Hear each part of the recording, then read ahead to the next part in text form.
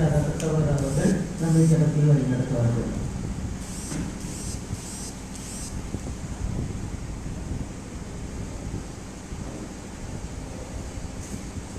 ஜெபம் செய்வோம். மகா உன்னதங்களிலே வாசமாயிருந்து இந்த பூமியில் உள்ள மனுமக்களாக எங்களை கண்ணோக்கி பாருங்கள். இம்மட்டுமாய் ஆசீர்வதித்து வழிநடத்தி வந்திருக்கிற எங்கள் சர்வ வல்லமையுள்ள தந்தையே, உங்களுடைய ஒரே பேரான குமாரனும் உங்களுடைய கர்த்தரும் ரட்சகரும் குருவும் பொருத்தமாக இருக்கிற கிறிஸ்து இயேசுவின் பரிசுத்த நாமத்தினாலே உங்களுடைய பொற்பாதங்கள் வணங்குகிறோம். தகப்பனே, இதோ கூடி வந்திருக்கிற ஒவ்வொரு சகோதர சகோதரிகளையும் தகப்பனே, இந்த நாளிலும் கூட இந்த ஒரு நாள் கூட்டத்தை ஏற்படுத்தி அப்பா உங்களுடைய நாமத்தை மகிமைப்படுத்தவும், உங்களுடைய குமாரனுடைய நாமத்தை மகிமைப்படுத்தவும், என்னுடைய அழைப்பையும் என்னுடைய தெரிந்து கொள்வதையும் நாங்கள் புரிந்து கொள்ளும் வண்ணமாக தேவதையை ஏற்படுத்தி கொடுத்த இந்த மேலான நேரத்துக்காக தருணத்துக்காக நாங்கள் நன்றி தகப்பனே. அப்பா, இந்த உலகத்தில் எங்கேயோ பிறந்து எங்கோ வாழ்ந்த எங்களை இந்த குமாரனுடைய ரத்தத்தினாலே எங்களை ஒன்று கூட்டி அப்பா அவருடைய ரத்தத்தினாலே எங்களை கழுவி சுத்திகரித்து அப்பா மீண்டுமா என்னுடைய சத்தியத்தினாலே எங்களை நீதிமானாக்குகிற உங்களுடைய மகாபெரிய இறக்கத்துக்காக கேள்விக்காக நாங்கள் நன்றி குறிக்கிறோம். இந்த நாள் முழுவதும் உங்களுக்கு கருத்து ஒப்புக் கொடுக்கிறோம். சத்தியத்தை பகிர்ந்து கொடுத்த சகோதர சகோதரிகளை ஒப்புக் கொடுக்கிறோம். இது வந்து ஆசிரியப்பு கூடாத கண்காட்சியில் பார்க்க வர இருக்கிற ஒவ்வொரு சகோதர சகோதரியும் உங்களுக்கு கருத்து ஒப்புக் கொடுக்கிறோம். ஒவ்வொருவருக்கும் உடைய வேறுபட்ட சத்தியத்தை வெளிப்படுத்தி அப்பா இந்த மேலான அழைப்பை ஒவ்வொருவருக்கும் நீர் தந்து அப்பா இந்த கிருபியினால் நாங்கள் பெற்றுக்கொண்ட ஆசீர்வாதத்தை அனைவரும் பெற்றுக்கொள்ளத்தக்கதாக பொதுவான கிருபி தந்து வழிநடத்தி ஜெபிக்கிறோம். இந்த கூட்டத்தில் தொடக்கம் முதல் முடிவு வரைக்கும் உங்களுடைய பிரசனங்கள் நோக்கிலிருந்து எங்களை ஆளுகை செய்ய வேண்டும் என்று இந்த தாழ்மையான விண்ணப்பங்களை எல்லாம் எங்கள் அன்பின் நட்சத்திரம் ராஜாவாக இருக்கிற இயேசு கிறிஸ்துவானவருடைய பரிசுத்த நாமத்தை ஏறெடுக்கிறோம். பரலோகத்தின் நல்ல பிதாவே, ஆமென்.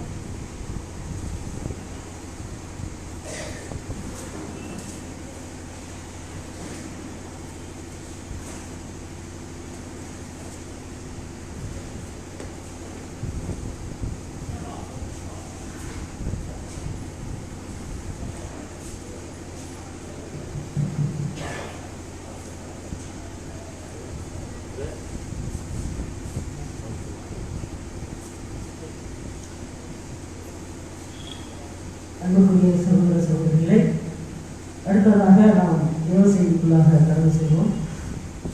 தேவ செய்தியை பொறுத்தபடி சகோதரர் ஜெகடியதாஸ் அவர்களை கிறிஸ்துக்குள்ளாக அன்புடன் அழைக்கிறோம். தேவ செய்தியை பொறுத்தபடி என்பது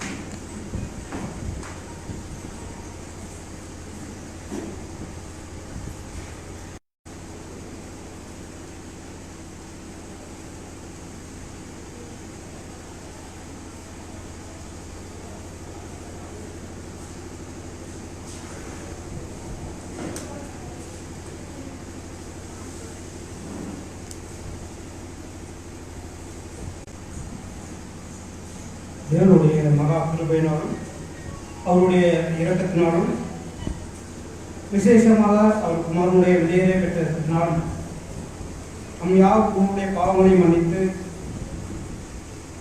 நம்மை சுத்திகரித்து இதுவும் மீண்டுமாக அவர் சமூகத்தில் கூறு செய்த பிதாவாகிய தேவனுக்கு நம் கர்த்தராகிய இயேசு கிறிஸ்து மூலமாக நன்றிகளையும் தோன்றங்களை எடுத்துக்கொண்டு சகோதர சகோதரர்களுக்குள்ள கிறிஸ்துக்குள்ளான அனைத்து வார்த்தைகளை நாம் தெரியப்படுத்திக் கொள்கிறோம். தேவனுடைய முன்குறித்த திட்டத்தினாலும் விசேஷமாக இந்த பகுதியில் கூட தேவனுடைய தெய்வீக திட்டத்தில் மாம்ச இஸ்ரேல் ஜனங்களுக்கு தேவன் ஒரு அடையாளமாக அவர்களுக்கு கொடுக்கப்பட்ட ஒரு காரியம் ஆசரிப்பு கூடாரம். அன்புடைய சகோதர சகோதரிகளே, நம்முடைய அந்த காரியங்களை பற்றி ஒரு நிழலாக நாம் பார்க்கும் வண்ணமாகவும் இந்த அமைப்புகளை தேவன் நமக்கு முன்பாகவும் இன்று ஏற்பாடு செய்துள்ளார். அது மட்டுமல்ல, இதே போல லெஜத்தில் ஒரு காரியத்தை மாமிச இஸ்ரேல் ஜனங்கள் அந்த எகிப்தின் அடிமைத்தனத்திலிருந்து விடுதலாகி அழைத்து வரும்போது எங்களை விடுவித்தவர் யார், எங்களை அழைத்து கொண்டு வருகிறவர் யார் என்ற கேள்வி அந்த ஜனங்களுக்குள் அநேக இருந்துச்சு. அப்படிப்பட்ட நிலையில மோசேயை மட்டும் அவரை கொண்டு அந்த ஜனங்களை அந்த அடிமைத்தனத்திலிருந்து வீட்டு அழைத்து வந்தார். சில காலங்கள் கழிந்த பிற்பாடு அந்த வனாந்தர பகுதியில் தேவன் மோசேயை அழைத்து அவருக்கு ஒரு கட்டளை பிறப்பிக்கிறார். அப்ப எந்த ஒரு கட்டளை என்றால், அந்த ஜனங்களுடைய வழிநடத்துதலுக்கு காரணமாக இருந்தவர்களுடைய யார், அவர் எப்படிப்பட்டவர், அவர் வாசம் செய்கிற இடம் எல்லாமே அவங்களுக்கு தெரியாது. ஆனா இதை ஒரு உணர்ந்து கொள்ளும். ஏன்னா அப்ப உள்ள மாம்ச இஸ்ரேல் ஜனங்களுக்குரிய விஷயம் இருந்துச்சுதான் இன்றும் சேர்ந்த ஜனங்கள் அனைவரும் ஒரு காரியங்களை கண்ணார கண்டாதான் நம்புவாங்க, விசுவாசிப்பாங்க. அந்த ஒரு தருணத்தை தேவன் அதுக்காகவே என்ன பண்ணான்னா, பரலோகத்தில் உள்ள அவர் வாசம் செய்யக்கூடிய காரியங்களை ஒரு நிழலாக இந்த ஜனங்கள் நான் இங்கே பூமியில வாசம் செய்யணும்னா அது எப்படிப்பட்ட இடமாக இருக்கும் என்பதை ஒரு அடையாளமாக இஸ்ரேல் ஜனங்களுக்குள்ளேயே ஏற்படுத்தி இந்த இடத்துல நம்ம வாசம் செய்யக்கூடிய ஒரு ஆலயமாக இது இருக்கும் என்று அவங்களுக்கு அடையாளத்தை காட்டினார். அந்த ஒரு அமைப்பு தான் நாம் பார்க்கக்கூடிய இந்த ஆசரிப்பு கூடார அமைப்பு. புதிதாக உள்ளவர்களுக்கு அதுக்குரிய ஆவிக்குரிய காரியங்கள் தெரியாது. இப்பொழுது இருக்க அநேக சகோதர சகோதரிகளுக்கு மேபி ஆவிக்குரிய விஷயங்கள் தெரியும். நாம் ஒரு வசன பகுதியை வாசிக்கலாம். யாத்திராகமம் 25ஆம் அதிகாரம் 8 மற்றும் 9 வசனங்கள்.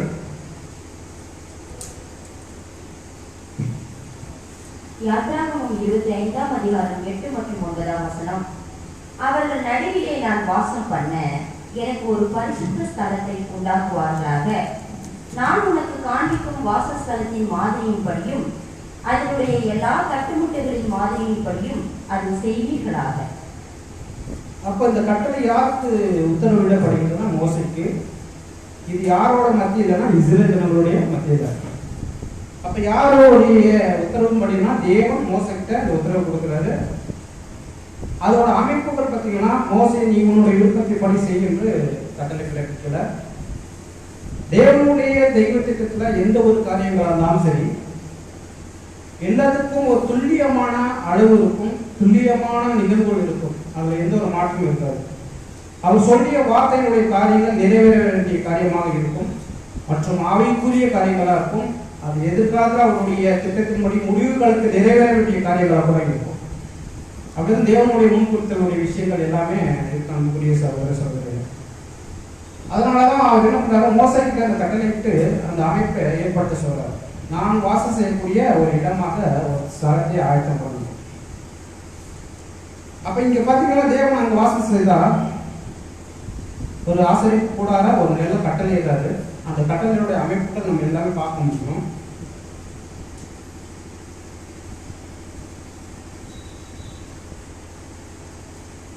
யாத்திராகமம் 25:40 வாசிங்க.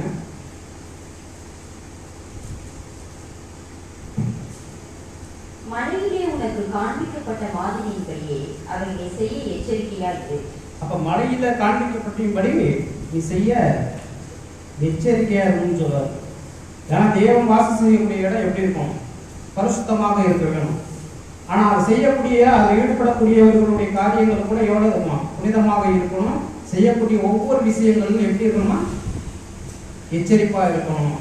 ஏன்னா அவர் தான் அதோட அமைப்பு மற்ற திட்டங்கள் எல்லா காரியங்களையும் தேவன் அவர் வெளிப்படுத்துறாரு. அது ஒரு விஷயத்தை கூட அவரால் சுயமாக எடுத்து அந்த ஒரு ஆசரிப்பு கூடாத காரியத்தை எதையுமே செஞ்சிடக்கூடாது. அதுதான் என்ன பண்றாரு, ஒரு எச்சரிப்பாக சொல்றாரு. அப்படின்னா இந்த ஆசரிப்பு கூடாரத்தோட அமைப்புகளுடைய காரியங்கள் எல்லாமே ஏதோ ஒரு மனிதராக ஏற்படுத்தப்பட்டோ அவர்களா ஒரு இன்ஜினியரை வச்சு அளவு குறிக்கப்பட்டோ காரியங்கள் அல்ல. எல்லாமே தேவனால் மோசைக்கு அறிவிக்கப்பட்டு அவருடைய சொல்லப்பட்ட அந்த ஒரு பிரமாணத்தின்படி, அந்த காரியத்தின்படி, அந்த அமைப்பின்படி, அளவுகளின்படி தான் அந்த ஆசரிப்பு கூடாரம் அமைக்கப்பட்டு அனுப்பக்கூடிய சகோதர சகோதரி. அது யார்கிட்ட கட்டளையிறாரா, மோசைக்கிட்ட கட்டளையிறாரு. இந்த ஒரு காரியங்களை செய்யும் போது நீ எச்சரிக்கையாக இருந்து செய்யும். ஏன்னா இவர் என்ன சொல்றாரோ அதன்படி தான் செய்யணும். அதை ஒன்று கூட கூட்டக்கூடாது, குறைக்கக்கூடாது. அதில் நீ எச்சரிப்பா இருக்குன்னு சொல்லி மோசைக்கு கட்டளை இருக்கு அன்புரிய சகோதர சகோதரி. அதே தான் இந்த காரியத்தை நம்ம பார்க்கும்போது யாத்திராத்துல தான் இந்த அமைப்போட காரியங்கள் எல்லாமே யாத்திரா புத்தகத்துல தான் இருக்கு. அந்த காரியத்தை நம்ம கடைசியாக பார்த்தோம்னா 30ஆம் அதிகாரம் 40 மேல உள்ள அதிகாரங்கள் நம்ம படிச்சு பார்த்தோம்னா இதோட அமைப்புகள், காரியங்கள், வேலைகள் எல்லாவற்றையும் தேவன் அங்கே வரையறுத்துள்ளார். நம்ம வாசிக்கலாம். யாத்திராகமம் 39:43.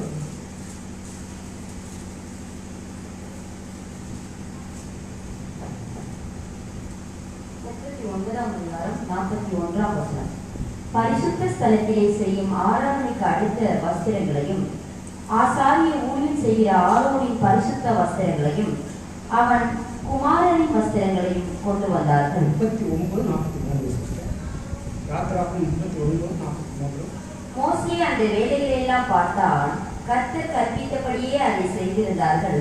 மோசே அவர்களை ஆசீர்வதித்தான். அந்த எச்சரிப்புன்னு சொன்னாரு. அதன்படி அவர் அந்த ஆசரிப்போட அமைப்புகள் எல்லாவற்றையும் பார்த்து தேவன் எப்படி மோசைக்கிட்ட கட்டளையிட்டாரோ அதன்படி அதை எந்த ஒரு சிறு மாற்றமும் ஏற்படாதபடி காத்திருந்து பின்பு போய் என்ன பண்றாரு, அதையெல்லாம் பார்வையிட்டு எல்லாம் சரியாக இருக்கு சொல்லி அங்க வேலை செய்யற எல்லாரையும் என்ன பண்றாருன்னா ஆசீர்வதிக்கிறார். அப்ப அங்க பணி செய்தவர்கள் எல்லாமே ஒரு ஆசீர்வாதத்தை பெற்றவர்களாக இருந்திருக்காங்க. ஓகேங்களா? அப்ப இந்த அமைப்பு எங்க நடக்குதுன்னா வனாந்தரத்துல அந்த மையப்பகுதியில் நடக்குது. இந்த கூடார அமைப்பு வேலைகள்லாம் முடித்த பிற்பாடு அதை சுற்றி தான் யார் இருக்காங்க? அந்த கூடாரத்தை சுற்றி இஸ்ரேல் ஜனங்கள், அடிமைத்தனத்திலிருந்து வந்த இஸ்ரேல் ஜனங்கள் அங்க என்ன பண்ணிருக்காங்க, பாளையம் இறங்கி சுற்றி இருக்காங்க. ஆனா அந்த அந்த ஒரு ஆசரிப்பு கூடாரத்துக்குள்ள அமைப்புக்குள்ளேயோ உள்ள செல்வதற்கு அந்த ஜனங்களுக்கு ஏதாவது அனுமதி இருந்துச்சா? யாருக்கும் இல்லை. ஏன்னா அங்கேயும் உள்ள செல்லணும், அந்த அந்த வேலைகளை பணி செய்யணும்னாலும் யாரோட முன்குறித்தல் வேண்டும்னா தேவனுடைய முன்குறித்தல் ஜனங்கள் மட்டும் தான் அங்கே உள்ள போக முடியும். ஓகேங்களா? அது நம்ம கவனமாக, அதுதான் எச்சரிப்புன்னு சொல்றாரு. ஒரு வார்த்தை சொல்றாரு, எச்சரிப்புனா தேவன் எது கட்டளை கொடுக்குறாரோ மோசே அதன்படி கேட்டு அதன்படி தான் ஒவ்வொரு வேலையுமே செய்யணும். அவருடைய சுயமான வேலைகளை அவர் எடுத்து செய்யக்கூடாது. இதுதான் நம்ம கவனமாக இருக்கணும். சகோதரர்களே, இப்படியா பார்க்கும்போது பார்த்தீங்கன்னா இந்த ஒரு அமைப்பு அந்த ஜனங்களுக்கு மத்தியில் ஏற்பாடு செய்யப்பட்டது. அப்ப இதுதான் புதிய ஏற்பாடு நமக்கு எப்படி சொல்லப்படுதுன்னா இதோட காரியங்களை வாசிக்கலாம். எபிரேயர் 8ஆம் அதிகாரம் 5ஆம் வசனம்.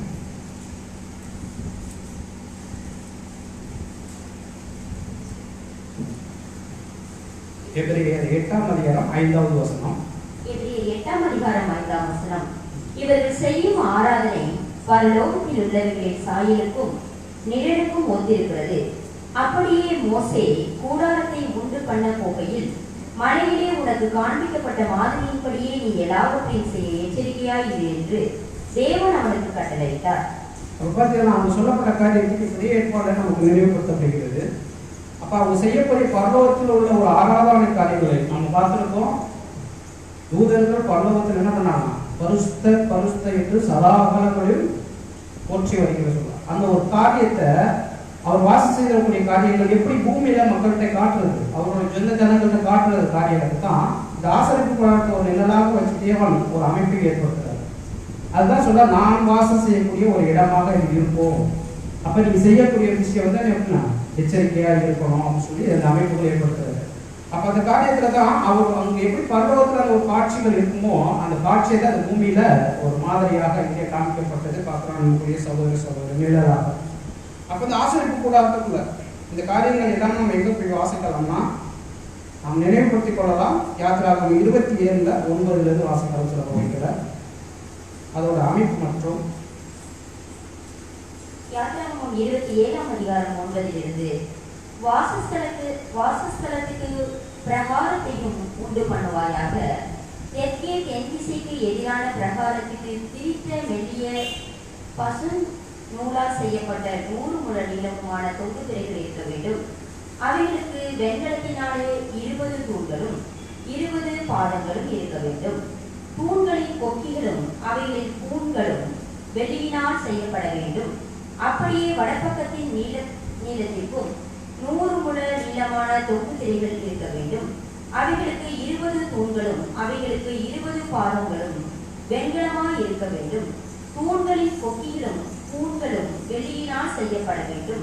பிரகாரத்தின் மேற்பக்கமான அகலத்திற்கு 50 முழ நீளமான தொங்கு திரைகள் இருக்க வேண்டும். அவைகளுக்கு 10 தூண்களும் அவைகளுக்கு 10 பாதங்களும் இருக்க வேண்டும். நீங்க இந்த பகுதியை வந்து தொடர்ந்து படிச்சுக்கலாம். அந்த ஆசரிப்பு கூடாரத்தோட அமைப்பை எவ்வாறு அளவுனா அதோட அளவு என்பதை முழுமையாக கொடுக்கப்பட்டிருக்கு. நம்ம வாசி தெரிந்து கொள்ளலாம். அதன்படி பார்த்தீங்கன்னா அதனுடைய அமைப்புகளை தான் நம்ம இங்கேயும் கூட அமைச்சிருக்கோம். ஓகேங்களா? அப்போ வடப்புறம் தென்புறம் இருபுறங்கள் எவ்வளவுனா 150 அடிகள். அதாவது கிழக்கு மற்றும் மேற்கு பகுதிகளை பார்த்தீங்கன்னா 75 அடிகள் அடிக்கணக்கில். அப்புறம் ஒவ்வொருக்கும் ஒரு அளவு கொடுத்துருக்காரு. அது பயன்படுத்தக்கூடிய கிளாத்து, அப்போ பிராகத்துக்குள்ள போனால் என்ன செய்யணும் என்ற ஒவ்வொரு அமைப்புகள் எல்லாம் அங்கே கொடுத்துருக்காங்கன்னு பார்க்குறோம். அன்புரிய சகோதர சகோதரிகளே, அப்போ பார்க்கும்போது இதெல்லாம் தேவன் இஸ்ரேல் மத்தியில் செய்து அங்கே ஆசாரியர்களை நியமித்து, அதை திருப்பி பிரதான ஆசாரியர்கள் ஒருவரை நியமித்து, அது பின்பு பிரதான அந்த ஒரு ஆசரிப்பு கூடாரத்துக்குள்ள செல்வதற்கு யாருக்கு மட்டுமே அனுமதி இருக்கு என்பதை கூட தேவன் தான் நிர்ணயிக்கிறார். எல்லோரும் அந்த இஸ்ரேல் ஜனங்கள் விடுதலை எல்லா ஜனங்களும் அங்கே போறதுக்கு யார் அவங்க செலக்ட் பண்ணாங்க, அங்கே வேலை செய்யணும், அந்த ஆசரிப்பு கூடத்தில் பணிபுரியணும். அந்த ஜனங்களை யார் நியமித்தா? யார் நியமிச்சிருப்பான்? மோசையா? இல்ல சீட்டு போட்டு யாரை நியமிச்சாங்களா? இல்ல. நம்ம ஏற்கனவே பார்த்திருக்கோம், அங்க பணிபுரியவங்களை கூட ஆசாரி பணியின் கூட யாரும் முன்குறிக்கிறார்? அவங்க ஆசாரியர் கூட தேவன் தான் முன்குறிக்கிறார். அதே மாதிரி எந்த அந்த 12 கோத்திரங்கள் இருந்தாலும் அந்த கோத்திரங்கள்ல அந்த கோத்திரம் மட்டும் தான் பணிபுரியணும். ஓகேங்களா? அப்ப பார்த்தீங்கன்னா ஒவ்வொரு விஷயம் யார் தான் அங்கே வரணும், அது சமூகத்தில் வரணும்னு சொல்றதுல யார் தான் முன்குறிக்கிறான்னா தேவனே முன்குறிக்கிறார். அப்ப அந்த வேலைகள் எல்லாம் ஏன் செய்யறாங்க? அப்படியே அந்த வேலைகளை செஞ்சாலும் அந்த பிரகாரத்துக்குள்ள போய் சில பேர் பணி செஞ்சாலும் ஆசாரியர்கள் பரிசுத்தலத்துக்குலாம் மகா பரிசுத்தலத்துல யாரும் செலுத்த முடியுமா? எல்லாருமே அவங்க வேலை செய்யறவங்க எல்லாருமே உள்ள போய் வந்துட முடியுமா? தேவன் வாசம் செய்கிற இடத்துக்கு செல்ல வேண்டுமா அவங்க எப்படிப்பட்டவங்களா இருக்கணும், அவங்களோட எப்படிப்பட்ட பரிசுத்தம் இருக்க வேண்டும் என்பதை தேவன் நினைக்கிறார். அப்ப இஸ்ரவேல் ஜனங்களை வேலை செய்யறாங்க, நான் கூட நான் தானே அமைச்சேன், நான் தானே படிப்பிச்சேன் அப்படின்னு சொல்லிட்டு அவங்க எளிதாக அங்கே செல்ல முடிஞ்சிச்சா? பரிசுத்தலத்துக்குள்ளேயோ இல்ல மகா பரிசுத்தலத்துக்குள்ளேயோ அவங்க செல்ல முடிஞ்சான்னு பார்த்தா கண்டிப்பா இல்லை. அப்ப அந்த ஸ்தலத்துக்குள்ள செல்லணும்னாலும் அங்க யார் முன்குறிக்கிறாரு? ஆசாரியர் மட்டும்தான் உள்ள போக முடியும். அவர் எளிமையாக சென்று வர முடியுமா? அப்ப அந்த அமைப்போட விஷயத்தை நம்ம நினைக்கும் போது தேவன் சமூகத்துல தேவனுடைய சன்னதியில செல்லணுமா சாதாரணமா எல்லா மனிதர்களும் செல்ல முடியுமான்ற ஒரு கேள்வி. அவ்வளவுதான், எளிதாக யாரும் செல்ல முடியாது. அப்ப யாரு தேவன் எந்த ஜனங்களை முன்குறிக்கிறார்களோ அவர்களை மட்டும்தான் தேவன் அவர் அண்டையை வர்றதுக்கு அனுமதி கொடுக்கிறார். அப்ப அவங்க எப்படிப்பட்டவங்களா இருப்பாங்க? பரிசுத்தம் உள்ளவர்களாக இருப்பாங்க. பரிசுத்தம் உள்ளவர்கள் மட்டும்தான் தேவனை தரிசிக்க முடியும். அந்த விஷயத்தை தான் அங்க இஸ்ரவேல் ஜனங்களுக்குள்ள அந்த பிரதான ஆசாரியர் மட்டும்தான் வருடத்துக்கு ஒரு முறை அவருடைய சன்னதிக்கு சென்று வர முடியும். அவர் மூலியமா தான் யாருடைய இஸ்ரவேல் ஜனங்களுடைய ஆசீர்வாதங்களை அவர் பெற்றுக்கொண்டு தேவனுக்கு வந்து அவர் என்ன பண்றாரு?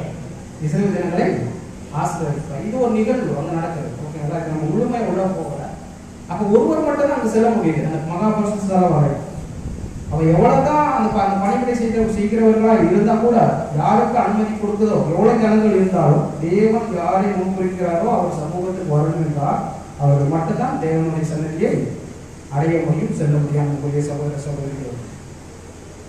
அதுபடிதான் நமக்கு அந்த ஒரு அமைப்போட விஷயத்தை அங்க வெளிப்படுத்துறாரு. அப்ப அங்க உள்ள காரியம் அந்த இஸ்ரவேலுக்குள்ள ஏற்படுத்தப்பட்ட காரியமா இருந்தாலும் பிரகாரத்துக்குள்ள பணி செய்கிறவர்கள் ஆசாரியர்களா இருந்தாலும் அந்த பரிசுத்தலம் மகா பரிசுத்தலத்துக்குள்ள யார் செல்லணுமோ அந்த ஜனங்களை கூட யார் தான் தேவன் முன்குறிக்கிறார். இது ஒரு அமைப்பாக இஸ்ரவேல் ஜனங்கள் கூட இருந்துச்சு. ஏன்னா அந்த ஆசாரியன் எப்பொழுது போயிட்டு தேவனோட சன்னதி போய் எப்பொழுது திரும்பி வந்து ஜனங்களை ஆசீர்வதிப்பார் என்று அவர்கள் எல்லோரும் பார்த்து கொண்டிருப்பார்கள்.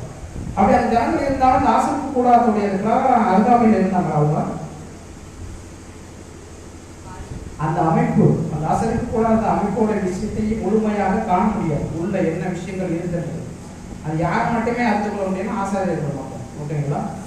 அவங்க உள்ள பணி செய்கிறவங்க மட்டும் அங்கே உள்ள காணி அதே பிரதான் அதுக்கு பரிசுத்தலமா பகாத்மாசத்துக்குள்ள என்ன விஷயம் இருக்குது அவங்களையும் தெரிந்து கொள்ள முடியாது. அதுக்குள்ள போற ஒரு சௌகரியப்பட்ட ஒருவர் மட்டும்தான் அங்கே என்ன நடக்கு இதை காண முடியும். அப்ப பார்த்தீங்கன்னா இந்த விஷயம் ஃபுல்லாக யாருன்னா அந்த இஸ்ரவேல் ஜனங்கள் வெளிப்புறங்கள் இருந்து பார்த்து கொண்டே இருக்கிறாங்க. அவ்வளவுதான். இது ஒரு ஜனங்கள் சொந்த இஸ்ரவேல் ஜனங்களுடைய காரியங்களை அப்பொழுது என்ன பண்ணாங்கன்னா அந்த இஸ்ரவேல் ஜனங்களே அந்த ஆசரிப்பு காரியங்கள் உள்ள செல்வதற்கான அனுமதி இல்லை. அவங்க எல்லாமே என்ன பண்றாங்க? பிரகாரத்துக்கு வெளிப்புறமாகவே இருந்து அந்த காட்சிகளை மட்டும் தான் காண முடிஞ்சிச்சு. பிரதான ஆசாரியர் மட்டும் போய் தேவனோட சன்னதியில் போயிட்டு அந்த மகாபரிசுத்தலத்துக்குள்ள போயிட்டு அவர் திரும்பி அந்த பலியை செலுத்தி மீண்டும் ஜீவனோடு வெளியில வந்தாதான் இந்த ஜனங்கள் அந்த இஸ்ரவேல் ஜனங்களுக்கு ஆசீர்வாதம். ஓகேங்களா? அப்ப அவர் எந்த அளவுக்கு அந்த பரிசுத்தலம் வரை போய் சென்று வரணுமா, அவர்கிட்ட எந்த அளவுக்கு பரிசுத்தம், தூய்மை, உண்மை எல்லாமே அவரை இருக்கும். ஓகேங்களா? அந்த ஒரு காரியமாக கூட இது ஒரு நிழலாக அந்த இஸ்ரவேல் ஜனங்களுக்குள்ள தேவன் ஏற்படுத்தப்பட்ட ஒரு விஷயம். அதே போல பார்த்தீங்கன்னா இந்த வாசலிப்பு கூடாதோட காரியங்கள்ல நம்ம ஒரு 4-5 பகுதிகளாக நம்ம பிரித்து பார்த்துருக்கோம். எல்லாருக்கும் தெரியும் விஷயம் தான். அப்ப மெயினா இதை பார்த்தீங்கன்னா பிரகாரத்துக்கு வெளியில உள்ள காரியங்கள் இருந்தாலும் அந்த உட்புற பகுதிகளை பார்த்தோன்னே நம்ம பார்க்கக்கூடிய ஒரு விஷயமா ஃபர்ஸ்ட் எது இருக்குங்க, பலிபீடம். ஓகேங்களா? அடுத்து தண்ணீர் தொட்டி. இது மட்டும் இங்கே மட்டுமே யாரு வேலை செய்வாங்கன்னா லேவி கோத்திரத்தில் உள்ள ஆசிரியர்கள் அந்த பணி செய்வாங்க. அவ்வளவுதான் அவங்களோட வேலைகள் அந்த இடத்தோட முடியும். இரண்டாவது திரைக்குள்ள முதல் திரையில உள்ள கடந்து போகணும்னா அவங்களுக்கு அனுமதி இல்லை. அப்ப அடுத்து 2வது திரை, ஓகேங்களா, 3வது திரை அந்த பரிசுத்தலத்துக்குள்ள மகா பரிசுத்தலத்துக்குள்ள போகணும்னாலும் அவர்களால செல்ல முடியாது. இந்த ஒரு காரியத்தை புதிய ஏற்பாடுல எங்கேயாச்சும் பார்க்க முடியும். ஒரு ஆசாரியன் போயிட்டு மகா பரிசுத்தலத்துக்குள்ள போயிட்டு பணி செய்து வர காரியத்தை இஸ்ரவேல் ஜனங்கள்ட்ட அன்று தேவன் நியமிச்சுட்டாரு. அந்த ஒரு தொடர் காரியமானது புதிய ஏற்பாடு வரை தொடர்ந்து வந்துச்சா? ஞாபகம் இருக்கலாம் உங்களுக்கு அந்த பணி செலுத்தக்கூடிய விஷயம்? புதிய ஏற்பாடும் சமூகம்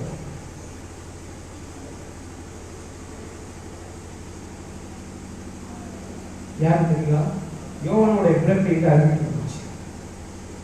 யோவான்ஸ்தானுடைய பிறப்பு பற்றிய காரியங்கள்ல அப்ப அங்க என்ன பண்ணுவார்? அவரோட தகப்பனா, ஓகேங்களா, அவர் ஆசாரியன். ஓகேங்களா? அவர் பிரதான ஆசாரியன்னு இருந்து அவருக்கு எங்க அந்த காரியம் வெளிப்படுத்தப்பட்டுச்சுன்னா அவர் போயிட்டு அந்த மகாபரிசுத்தலத்துக்குள்ள போயிட்டு தூபம் காட்டிட்டு திருப்பி வரை தாமதமானுச்சு.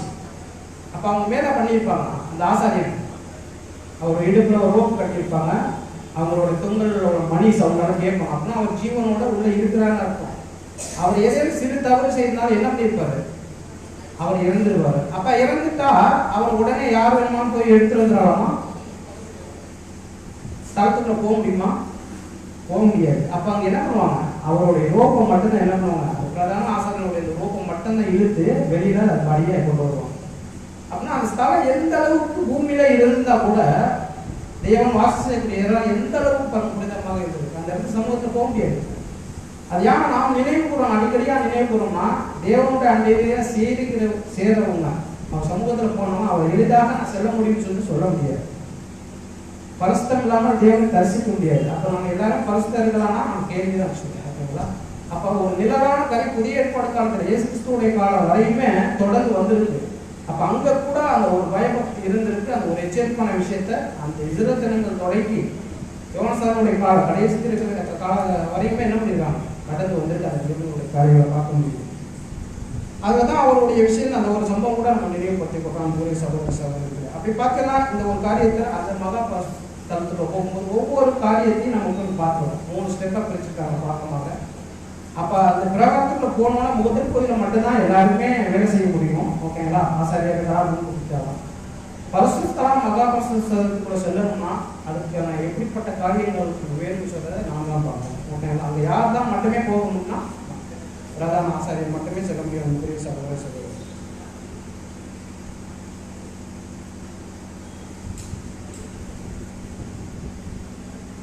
ஒரு வசனம் வாசிக்கலாம். அப்போஸ்தலர் 10:43.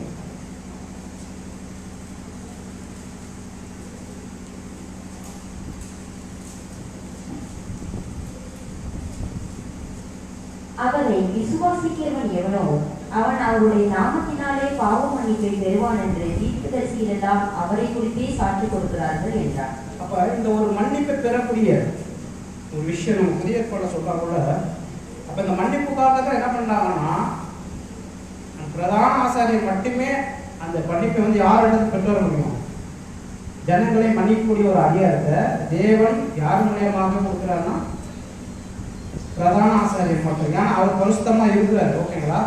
அவர் மட்டும் தான் தேவனுடைய சேர்றாரு. அவர் மூலியமாக அந்த ஒரு ஆசீர்வாதத்தை பெற்றுக்கொண்டு வந்துதான் இந்த இந்த ஜனங்களுடைய பாவங்களை மன்னிக்கிறாரு, ஆசீர்வதிக்கிறாரு. ஒரு தொடர்பு, ஒரு லிங்க்.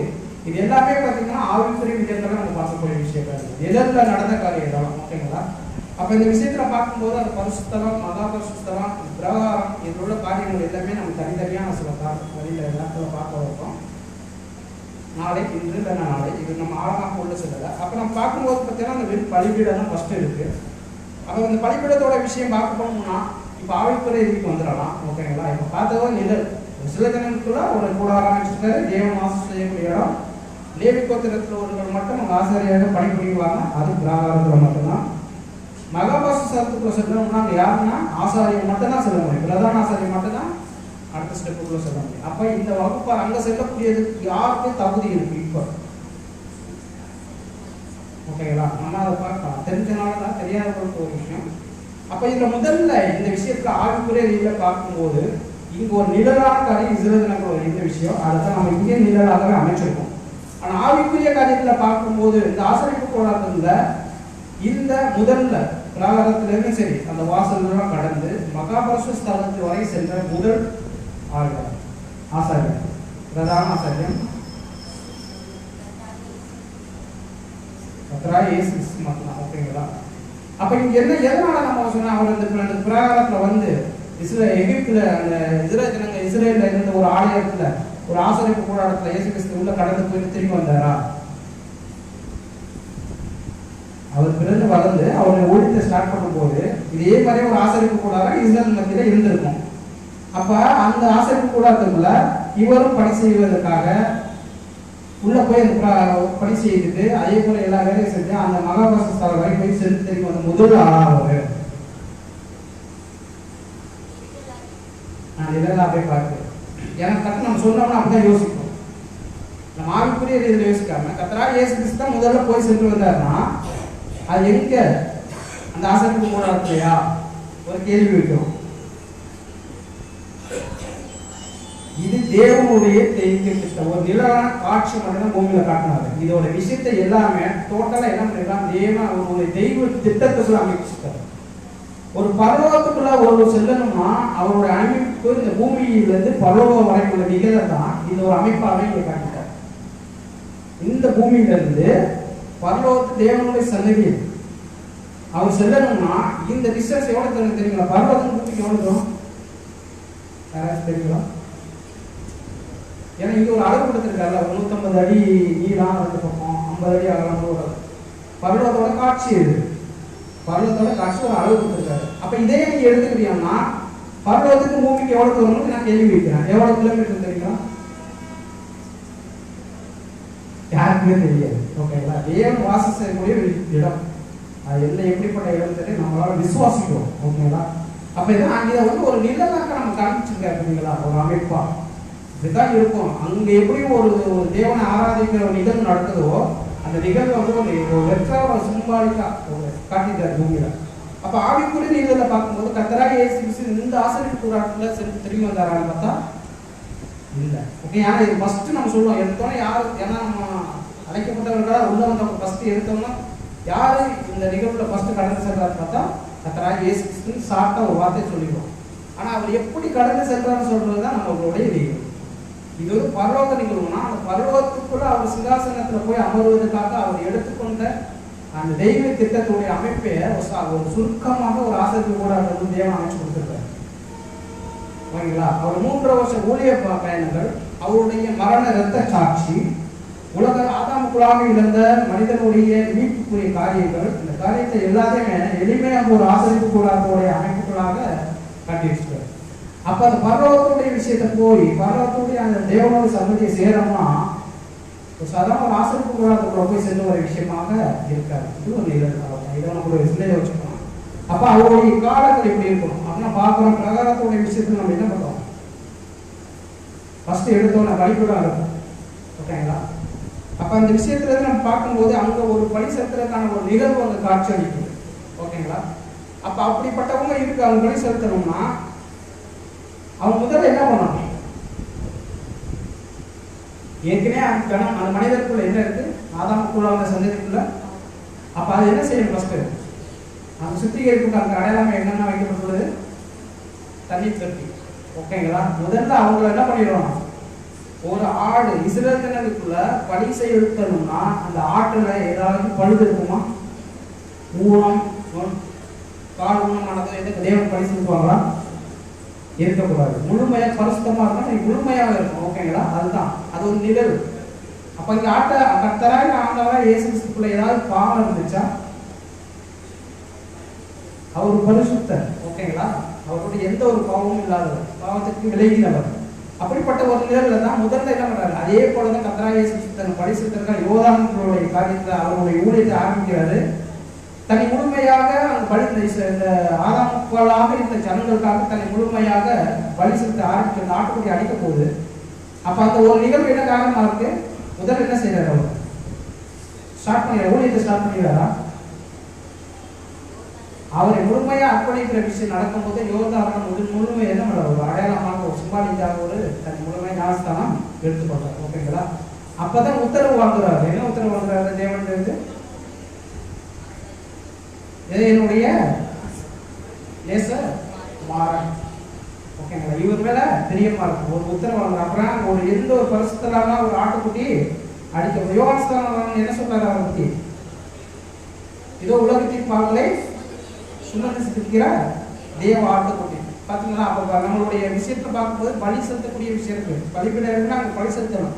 அப்ப அங்க என்ன இருக்குன்னா ஒரு பரிசுத்தம் இருக்கும், அப்ப சுத்திகரிப்பு தனித்து இருக்கும். ஓகேங்களா? இந்த ரெண்டு காரியங்கள் மட்டும் முடிஞ்சிச்சா? இதோட விஷயங்கள் ஆழமாக சகோதரர்கள் பிற்பாடு நமக்கு சொல்லுவாங்க, ஒவ்வொரு பாடமா இருப்பாங்க. நம்ம அடுத்து என்ன பண்ணுவோம், பசுஸ்தலத்துக்கு போயிருவோம். ஓகேங்களா?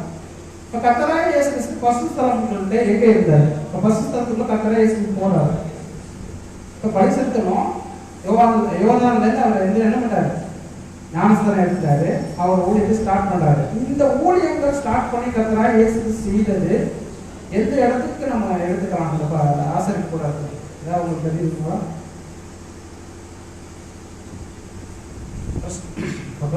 பசுத்தலத்துக்குள்ள போயிடாரு, கர்த்தராகிய இயேசு கிறிஸ்து உள்ள போறாரு. இதே நம்மளோட ஆசரிப்பு கூடாது நம்ம எடுத்துக்கலாம். அவங்க பிராரதத்துல இருந்து உள்ள செல்றாரு. அப்ப அந்த நிகழ்வு இந்த பூமியில நம்ம எதை எடுத்து அடையாளம் எடுத்துக்கலாம்? அவர் அந்த ஊழியத்தை ஸ்டார்ட் பண்றாரு. யோர்தானை விட்டு ஊழியத்தை ஸ்டார்ட் பண்றாரு. 33 ஆண்டுகள் அவருடைய ஊழியங்கள் தொடர்ந்து வருதுங்களா? அப்ப இந்த நாட்களே ஆசரிப்பு கூடாது எதற்கு அடையாளமா சொல்லலாம்? பரிசுத்தலம். அந்த பரிசுத்தலம் இப்ப எங்க இருக்கு? நிழல்ல இங்க இருக்கு, ஆசரிப்பு கூடாதுல இருக்கு. ஓகேங்களா? பூமியில இப்ப நம்ம கர்த்தராகிய இயேசு கிறிஸ்துவை பின்பற்றி வரணும்னு நம்ம அழைச்சிட்டோம். ஓகேங்களா? ஒப்பு கொடுத்துட்டோம். இப்ப கர்த்தராகிய இயேசு கிறிஸ்துவை எடுத்துக்கோ, நம்மள கூட நம்ம ஒப்பு கொடுத்துட்டோம். ஓகேங்களா? அவரே எடுத்துக்குவோம். இப்ப அவர் எங்க இருக்காரு? உடன்படிக்கை எடுத்துட்டாரு. அடுத்து எங்க இருக்காரு? பசுஸ்தலம். இங்க பூமியில எங்க இருக்காரு பசுஸ்தலம்? சிஸ்டர் சபை சொல்லணுமா? இல்லையா? அவரே இப்பதான் ஒன்னும் பரலோகமே போகலையே.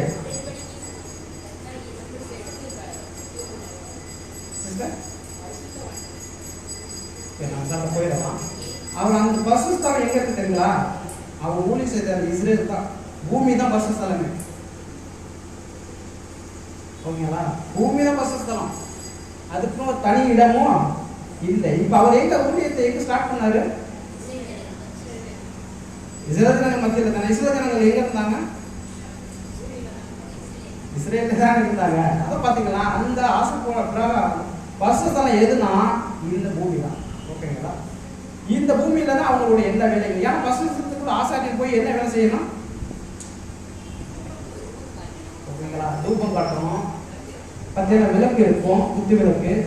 அது இருளா உள்ள இடம். ஓகேங்களா? ஓகேங்களா? இருளா உள்ள இடம். அந்த வெளிச்சம் தரக்கூடிய இடம் எதுனா விளக்கு. அங்க பணி செய்யறவர் என்ன பண்ணிக்கணும்? அது பரிசுத்தாப்பம். அப்பம் இல்ல, பரிசுத்தாப்பம். ஓகேங்களா? அதை சாப்பிடுவாரு. அந்த விளக்கை அணைய விடக்கூடாது. ஓகேங்களா? அங்க என்ன பண்ணணும்? தூபம் காட்டணும். ஓகேங்களா? இந்த வேலைகளை எல்லாம் செஞ்சுக்கிட்டே இருக்காரு. அந்த வேலைகளுக்கு எல்லாம் ஆவிக்குரிய அடையாளங்கள் இருக்கு. ஓகேங்களா? அதை நீங்க நிறைய பார்க்கலாம். அப்ப இந்த வேலைகள் எல்லாம் எது இருக்குன்னா ஒரு பரிசுத்தத்துக்கு தூபக்கூடிய விஷயம் சரி. அப்பம் எதுக்கு அடையாளம் சொல்லுவோம் நம்ம வேதத்துல? தேவனுடைய வார்த்தைகள். ஓகேங்களா? தேவன் கர்த்தராகிய இயேசு கிறிஸ்து மூலமா அவருக்குரிய திட்டங்கள், அவருக்குரிய தெய்வீக திட்டத்துல என்ன இருந்துச்சோ அந்த காரியத்தெல்லாம் எங்க இருந்து செஞ்சுட்டு இருக்காரு? பூமியில தான். ஓகேங்களா? அப்ப அங்க அர்த்தம் சாப்பிடுறாரு, தேவனுடைய வார்த்தையை சத்தியத்தை உட்கொண்டு என்ன பண்றாரு, அவர் பணி செய்யறாரு. அடுத்து விளக்கு என்ன? வெளிச்சம். ஓகேங்களா? அது பரிசுத்த ஆவிக்கு நம்ம அடையாளமாக நம்ம கொண்டு வருவோம். ஓகேங்களா? அதோட ஆழமான விஷயங்கள் இருந்து சகோதரர்கள் கொடுப்பாங்க. அப்ப அவர் பெற்றுக்கொண்ட ஆவி, இதோ என்னோட நேசகுமாரன் சொல்லி அவருக்கு உத்தரவு வாங்கி போறாரு. அந்த பரிசுத்தாவியுடைய வல்லமை என்ன பண்றாரு அவர்னா, இந்த பூமியில இருக்கிற வரையும் அவர் என்ன பண்றாரு, ஊழியம் செய்து வருகிறாரு. அந்த ஊழிய நாட்கள்ல ஒவ்வொரு ராபகமும் தேவனுடைய சன்னதியில் போய் என்ன பண்றாரு, தேவன் அந்த வல்லமையை பெற்றுக்கொள்றார். அவர் பெற்று இழந்தது ஒவ்வொரு விஷயத்துக்கு காரியத்துக்கு என்ன பண்றாரு, தேவன் மீண்டும் மீண்டும் மீண்டும் மீண்டுமாக தேவ வல்லமை பெற்றுக்கொள்றார் ஜெபத்தின் மூலியமாக. அது எதுனா அந்த விளக்கு அணைந்து விடாமல் பிரகாசமாக எரிந்து கொண்டே இருக்கும். ஓகேங்களா? இது ஒரு ஆழமான விஷயம். பரிசுத்தாவி பெற்றுக்கொண்ட ஆவி இழந்து விடாதபடி காத்துக்கொள்ளுது. ஓகேங்களா? இந்த நிகழ்வு எங்கதான் கர்த்தர் இயேசு பண்ணாரு, பூமியில. ஓகேங்களா? அப்ப தூக்கம் அவரோட கேரக்டர் விஷயங்கள். மற்றொரு விஷயம், அந்த கேரக்டர் விஷயத்துல ஏதாவது தவறு கண்டுபிடிக்க முடியுச்சா? அந்த பரிசுத்தமான பாவபரிசுத்தமான தேவனுடைய சன்னதி போனோம். அதான் இவரோட கேரக்டர் நிமித்தமாக யார் மகிமைப்படுத்தப்படுறாங்க, தேவன். ஓகேங்களா? அவரோட கேரக்டர் கடந்து செல்லுது தேவனுடைய சமூகத்தில். ஏன்னா இவரோட நேசகுமாரன். ஓகேங்களா? அப்ப இவருடைய கேரக்டர் முழுமையாக யாராவது ஒரு சிறு தவறு கண்டுபிடிக்க முடியுச்சா? இல்லை. ஓகேங்களா? அதுதான் அந்த வேலையை அவர் எங்க செஞ்சாரு. அப்படின்னா அந்த பரிசுத்தலம் அந்த பர்வதத்துக்குள்ள அவர் செல்லணும்னா அவர் அந்த வேலைக்கு அதுக்குரிய தகுதிக்கான வேலைகள் எல்லாமே எங்கே தான் செய்து காட்ட முடியும்னா பூமியில மட்டும்தான். ஓகேங்களா? அப்ப அவர் எல்லாம் எங்கே தான் செஞ்சு காட்டினா, அவருடைய மரணம் வரையும், அந்த கல்வாரி சிலுவையில் அவர் ஜீவனை கொடுக்கும் வரையும் அவருடைய பணிகள் எல்லாமே ஒரு அந்த பரிசுத்தலத்துக்கு அடையாளமாக உள்ள அந்த பூமியில தான் என்ன பண்ணாரு, செய்து நிறைவேற்றினார். அப்பதான் அந்த தூபம் என்ன பண்றாரு, அடுத்து என்ன பண்றாரு, அந்த மரணத்தின் பிற்பாடு ஏதோ என்னுடைய ஜீவனை உமக்கு ஒப்பு கொடுக்கிறேன்னு கர்த்தர் இயேசு கொடுக்குறாரு. அப்ப அது பிற்பாடு அவர் என்ன பண்ணாரு, ஜீவனோட பெற்று வந்தாரா, உயிர் தந்தாரா, இறந்துட்டாரு. ஓகே, ஜீவனோட வந்தார், ஜீவன் பெற்றுக்கொண்டாரு, ஆவிக்குரிய ஜீவன். ஓகேங்களா? அதுக்கு பிற்பாடு பெற்றுக்கொண்டது ஜீவன் இல்லை, சாதாரண ஜீவன் இல்லை, ஆவிக்குரிய ஜீவன். ஓகேங்களா? அப்ப அந்த 40 நாட்களும் அவர் பூமியில இருந்து ஆவிக்குரிய ஜீவனாக இருந்து 40 நாள் பிற்பாடு என்ன பண்ணாரு, நான் போய் உங்கள் ஸ்தலத்தை ஆயத்தம் சொல்லிட்டு ஒரு உத்தரவு கொடுத்துட்டு தேவனுடைய வலது பக்கமாக போய் வீட்டிருந்தார். ஓகேங்களா? அது பிற்பாடு கிடைச்சதுதான் அநேக நம்ம ரெவலேஷனுடைய தெய்வ திட்டங்கள் வேதத்தில் உள்ள காரியங்கள் எல்லாமே கொடுக்குறாரு. அப்ப அந்த காரியம் தான் எந்த இடத்துக்கு நிலராக கொடுக்கப்பட்டிருக்கு, தேவனுடைய சமூகத்தில் போய் அவர் அமர்ந்த இடம் மகா பரிசுத்த ஸ்தலம். ஓகேங்களா? இப்ப பார்த்தீங்கன்னா ஒரு அவங்க செல்லணும்னா ஒரு அங்க ஒரு பரிசுத்த ஸ்தலத்துக்குள்ள ஒரு சாதாரண ஒரு பிரதான ஆசாரியன் போயிட்டு ஜீவனோட வரணும்னா அவர் மேல எந்த ஒரு தவறுமோ குற்றமோ செய்திருக்க முடியாது. அப்படிதான் இன்னைக்கு கர்த்தராகிய இயேசு கிறிஸ்து ஏதாவது குற்றம் இருந்துச்சா? ஏது இல்லை. அவர் என்ன பண்றாரு, தேவனுடைய சமூகத்துல போயிட்டு அதற்கு பிற்பாடு தேவனுடைய தீவிர திட்டத்துல அவருக்குரிய பூமிக்குரிய காரியங்கள், ராஜ்யத்துக்குரிய காரியங்கள் எல்லாத்தையுமே யார்கிட்ட வாங்குறாரு, தன்னுடைய அப்பா கிட்ட உத்தரவை வாங்கி அதை பிற்பாடு அதன் காரியங்களை தான் நமக்கு வெளிப்படுத்தி கொடுத்திருக்காரு. ரெவலேஷன் இருக்கும் யோவான் மூலமாக அநேக தீர்க்க காரியங்கள், இன்னும் அவருடைய தெய்வ திட்டத்துல அநேக காரியங்கள் நிறைவேறி பூமியில முடிக்க வேண்டிய காரியம், அவர் ராஜ்யத்தை ஸ்டார்ட் பண்ண வேண்டிய காரியம், எல்லா காரியத்தையுமே அதை பிற்பாடு வாங்கி நமக்கு கொடுக்குறது. யார் அந்த ஜீவ புஸ்தகத்தை பெற்றுக்கொள்வார்னு கேள்வி வரும். அது பெற்ற தகுதியுள்ளவையானா அடிக்கப்பட்ட ஆட்டுக்குட்டியாகி கர்த்தராகிய இயேசு கிறிஸ்து மட்டுமே என்று சொல்லி நமக்கு வசனம் கொடுக்கும். ஓகேங்களா? அப்ப அவர் மட்டும்தான் அது தகுதியுள்ளவராக சென்றிருக்காரு. இது கர்த்தராகிய இயேசு கிறிஸ்து இந்த பூமியில வாழ்ந்து அவர் பரலோகத்துக்கு சென்று அப்பாவோட திட்டங்களை நிறைவேற்ற காட்சி. ஓகேங்களா? அதை தொடர்ந்து தான் யார் வர்றாங்க, அதுக்குள்ள அதை தொடர்ந்து அப்போஸ்தலர் தான் தொடர்ந்து யார் தான் வராங்க, அவங்களை தொடர்ந்து என்ன ஒரு சபை என்ற அமைப்புகளாக தேவன் நம்ம யாரும் முன்னிறுக்கிறார் இந்த கடைசி காலத்தில் உள்ள ஜனங்களை கூட. ஆனா அதான் சொன்னாங்க, ஒரு ஆசாரியனாக இருக்கிறவங்க அநேக பேர் வரலாம், படிப்பிற்கு அநேக வரலாம். ஆனா அந்த பிரதான ஆசாரியனாக ஒரு வாய்ப்பு பெற யார் முடியும்? இயேசு கிறிஸ்து தொடர்ந்து அந்த பாதையில செல்ல, அந்த மகா பரிசுத்தலத்துக்குள்ளே வரை செல்லணும்னா அதுக்கு தகுதி உள்ளவர்கள் யார்? அதுவும் நம்ம தான். ஓகேங்களா? பூமியில யாருக்கு கிடைக்காத வாய்ப்பு, யார தேவன் முன்குறித்தாரோ அந்த ஜனங்களுக்கு தான் அந்த வாய்ப்பு கொடுக்குறாரு. ஓகேங்களா? அந்த நிழலான காரியங்களை நம்ம கேட்கிறோம், அறிந்து கொள்றோம். ஆனா அந்த வாய்ப்புள்ளவர்களாக முன்குறிக்கிறாரு. ஆனா வாய்ப்பு குறிக்கிறவர்களா நம்ம என்ன பண்ணிடுறோம்னா ஆசாரியர்களை மட்டுமா இருந்து படிப்புறீங்கள போதுமா? பரிசுத்தலத்துக்குள்ள போகணும், மகா பரிசுத்தலத்துக்குள்ள போகணும். ஆனா அதுக்கு தேவையான தகுதி நமக்குள்ள இருக்கு, நம்மளே ஆயத்தம் பண்ணிக்கணும். அன்புக்குரிய சகோதர சகோதரி, அதுதான் சொல்றோம். அப்ப அந்த ஒரு ப்ராசஸ்க்குள்ள நம்ம எங்கே நிற்கிறோம் தெரியுங்களா? புரிதா உள்ளவங்களா? இப்ப எல்லாமே நம்ம சகோதர சகோதரிகள் தான். அப்ப நம்ம எந்த இடத்துல இருக்கோம்? ஆசரிப்பு கூட இருக்கலாம் பரிசுத்தம். அப்ப எங்க இருப்பாரு? பூமியில. அப்ப இங்க என்னதான் வேலை செய்யணும்னு நமக்கு தெரியும். ஓகே, அந்த வேலைகள்லாம் நம்ம செஞ்சுட்டு இருக்கோமா? அப்பா சாப்பிட்டு இருக்கோமா? ஓகே, அப்பா சாப்பிட்றோம். ஓகே, நம்மளோட தூக்கம் ஆராதனை பண்ணிக்கிட்டே இருக்கணும். ஆராதனை செய்யறோமா? எப்படி? நம்ம சாப்பிட்ற அப்பமும் தேவனோட வார்த்தைகள் அதுக்கு ஏற்ற கிரியை எதுலன்னா உங்களோட தூப வர்க்கமாக உள்ள உங்களோட கிரியை அது இருக்கா நம்ம பார்த்துக்கணும். அதுக்கு பிற்பாடு இந்த விஷயங்கள்லாம் நம்ம கரெக்டா செய்யணும்னா என்ன வேணும்? உங்களுக்கு விளக்கு அணைந்து போயிடக்கூடாது. இருளாயிடுச்சுன்னா உங்களோட வெளிச்சம் நீங்க என்ன பண்ண, நீங்க எந்த பிள்ளைங்களா இருக்குன்னா வெளிச்சத்தில் பிள்ளைகள். அப்ப என்ன பண்ணிடக்கூடாது? விளக்கு அணையக்கூடாது. அப்ப அந்த விளக்கு அணையாம என்ன பண்ணிடணும்? திரியை எடுத்து விட்டு எண்ணெய் ஊற்றி அணைய விடாமல் பார்த்துக்கணும். அப்ப இந்த விஷயம் கூட நம்ம கொடுக்கப்பட்டிருக்கு. இது எல்லாமே ஆவிக்குரிய விஷயங்களாக நம்ம கொடுக்கப்பட்டோம். நம்ம தேவன்கிட்ட நம்ம பெற்றுக்கொண்ட உடன்படிக்கை மூலியமா பெற்றுக்கொண்ட பரிசுத்தாவை கூட நம்ம இழந்து விடாத என்ன பண்ணணும்? எப்பொழுதுமே காத்துக்கொள்ளணும். அதுக்கான ஒரு வேலைகள் என்ன பண்ணணும்? இந்த பூமியில இருந்து தான் சொன்னேன். இதுக்குன்னு ஒரு தேவன் நமக்கு இன்னொரு இடங்களை ஆயத்தம் செய்யணும். அப்ப பார்த்தீங்கன்னா இந்த ஒரு பரிசுத்தத்துக்குள்ள சொல்றோம். அப்ப மகாபரிசுத்த செல்லணும்னா நம்ம என்ன செய்யணும்? இந்த வேலைகள் எந்த ஒரு குறைகளும் இருக்கக்கூடாது. பரிசுத்தமா இருக்கணும், எச்சரிப்பா இருக்கணும். அமைப்பு அந்த ஒரு பிரகாரத்தை அமைக்கிறதுக்கு தேவன் என்ன பண்ணணும்? ஒரு எச்சரிக்கை கொடுத்தாரு மோசத்தை. அப்ப அழைக்கப்பட்ட இந்த அழைப்புக்குள்ள ஜனங்களா இருக்க நமக்கு என்ன பண்ணணும்? எப்போதுமே எச்சரிப்பாக இருக்கணும். நமக்குரிய சகோதர சகோதரி, அதான் சொல்றாரு. இந்த ஒரு ஆசிரியப்பு கூடாத ஒரு காரியமாக இருந்தாலும் இது ஆவிக்குரிய நிகழ்வுல முதல்ல அந்த வாய்ப்பு என்னன்னா நமக்கு தேவன் ஆர்டர் செய்திருக்காரு. ஓகேங்களா? அப்ப பார்த்தீங்கன்னா இந்த ஒரு காரியத்தை நம்ம பரிசுத்தத்துக்குள்ள செல்லணும், மகா பரிசுத்தத்துக்குள்ள செல்லணும்னா இப்ப நம்ம பூமி என்ற பரிசுத்தத்துக்கு நம்ம எடுத்துருக்கோம். அப்ப இங்க செய்யக்கூடிய வேலைகள் என்ன பண்ணிடணும்?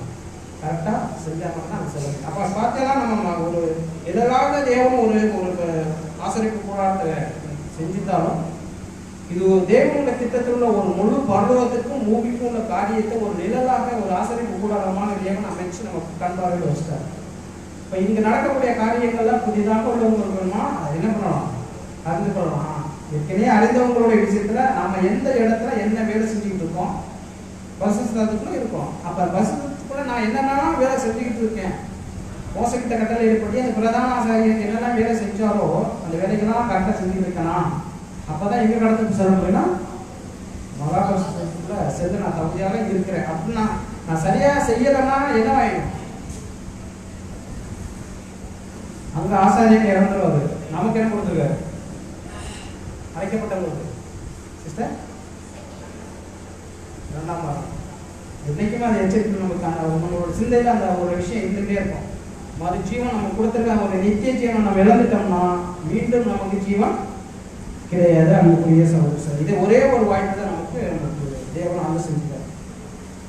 அதனாலதான் இந்த ஒரு சிந்தையோட கூட இந்த ஒரு ஆசரிப்பு கூட வந்து ஒரு இஸ்ரேல் ஜனங்களுடைய மத்தியில ஒரு நிழலான ஒரு காரியமாக அமைத்து தேவன் வாசம் செய்வதற்கு மோசையின் மூலியமாக ஒரு கட்டளை பிறப்பித்து செய்தார்.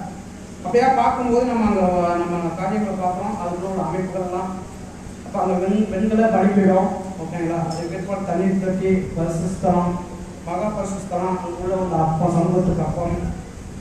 அப்போ இந்த 7 தண்டுகள் கொண்ட குத்தி விளக்கு, பொருட்கள், பலிபீடம். அப்போ இது எல்லாத்தையும் பார்க்க போகிறோம். அது வந்து உள்ளே போகணும்னு என்னென்னலாம் இருக்கும்? உடன்படிக்கை வெட்டி, ஓகேங்களா? இது நமக்கு எல்லாமே தெரிஞ்சதுனால புதிதாக வந்தவர்கள் கூட நீங்கள் என்ன பண்ணலாம்? சில இலக்கங்களை அவங்களுக்கு இந்த ஆவிக்குரிய நிழலான காரியமும் நிஜமாக ஆவிக்குரிய காரியங்களும் நீங்கள் எடுத்து சொல்வதற்கு இந்த ஒரு காரியமாக இருக்கு. இப்படியாக தேவன் அந்த ஒரு ஆசரிப்பு கூடாத ஒரு அமைப்பை ஏற்படுத்தி ஒரு நிழலாக காமித்தாலும் அதுக்குள்ள முதல்ல செல்வதற்கான வாய்ப்பை தேவன் நமக்கு தான் கொடுத்துருக்க நம்ம வாய்ப்பு பெற்றிருக்கோம். அதே போல புதிதாக வரவங்க கூட அந்த வாய்ப்பு பெற நாம் உறுதுணையாக இருந்து ஒரு தலைப்பு கூட நம்ம சகோதர சகோதரி அப்படியாக நம்ம பரிசுத்தலத்துல நம்ம இருந்துகிட்டு இருக்கோம். நம்மளோட வேலைகளை இன்னும் என்ன பண்ணணும்? செய்ய வேண்டிய வேலைகளை அதிகப்படுத்திக் கொண்டு மகா பரிசுத்தலத்துக்குள்ள செல்வதற்கு தகுதி உள்ளவர்களாக நாம் பெற்றுக்கொண்ட ஜீவனை இழந்து விடாதபடி காத்துக்கொள்ள நம்ம முயற்சி செய்வோம். நம் சிந்தையோடு நாம் கடந்து செல்லலாம். ஒரு வசனத்தை வாசிக்கலாம்.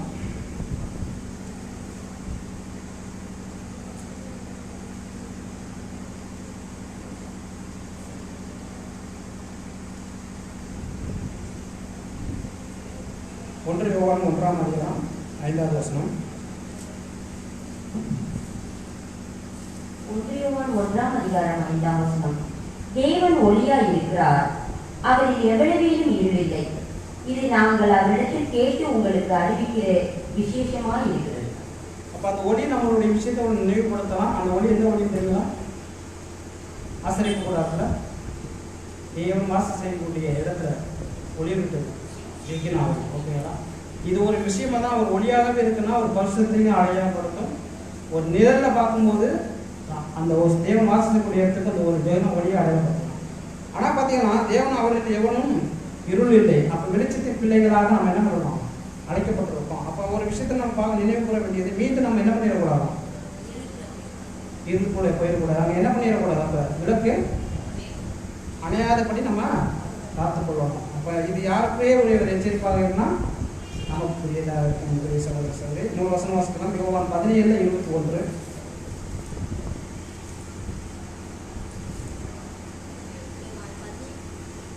யோவான் 17ஆம் அதிகாரம் 21ஆம் வசனம்.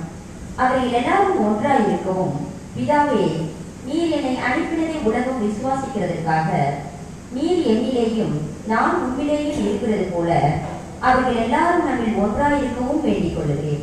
நாம் யாவரும் ஒன்றாய் இருக்கவும் வேண்டிக் கொள்கிறேன். வேண்டிக் கொள்கிறதா எப்ப வேண்டிக் கொண்டார்? பார்த்தீங்கன்னா அந்த ஒரு ஆசீர்வாதத்துக்குள்ள பெற்ற ஜனங்களாக தான் நம்ம இருக்கோம். இப்போ கத்தரா 2000 வருடத்துக்கு முன்பாகவே இந்த நமக்காக என்ன பண்ணியிருக்காரு? பிதாவிட்ட வேண்டிக் கொண்டார். அது எவ்வளவு காலங்கள் கடந்து வந்திருக்கோம். நம்ம அப்ப நம்ம எங்க இருந்தோம்? நம்ம எங்க இருந்தோம் தெரியுங்களா? நம்ம எங்க இருந்தோம் நமக்கே தெரியாது. ஓகேங்களா? அப்ப நமக்காகவே முன்பாகவே நமக்காக தேவன் என்ன பண்ணியிருக்காரு? கத்தரா இயேசு பரிந்து பேசிட்டு அப்படி ஒரு ஜனங்களாக தான் அந்த பூமியில இருந்திருக்கோம். அப்படிப்பட்ட ஜனங்களை இன்னமும் தேவன் என்ன பண்ணியிருக்காரு? எங்கெல்லாம் இருக்கிறார்களோ அவர்களை தேடி கண்டு பார்த்து கொண்டிருக்காரு. ஓகேங்களா? அப்படிப்பட்ட ஜனங்கள் கூட இன்னும் வந்து அந்த வாய்ப்பை பெற்றுக்கொள்ள நாம் யாரும் ஜெபத்தில் வேண்டிக் கொள்வோம். தேவன் தாமே இந்த காரியங்களை ஆசீர்வதிப்பாராக. ஆமென்.